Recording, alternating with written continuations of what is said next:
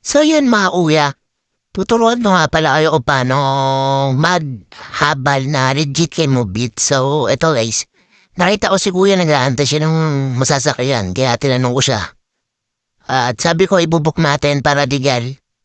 So yan, pindutin niyo lang yung hail. Tapos, yan, ilagay niyo lang yung drop of location ng pupuntahan. Yan, ilagay niyo lang sa may baba.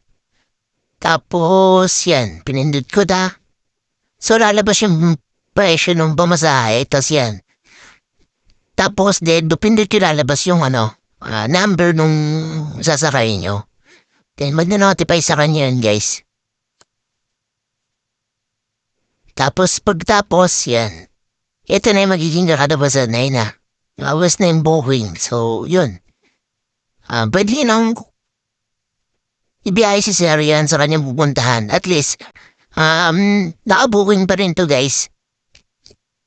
For safety na rin natin mga rider. Kasi pagka sa konting halaga, binahe mo na siya nang hindi nakabook. Mamaya kung anong mangyari, hindi sigura siya din natin masasabi yan. So, yan, labot ka na helmet.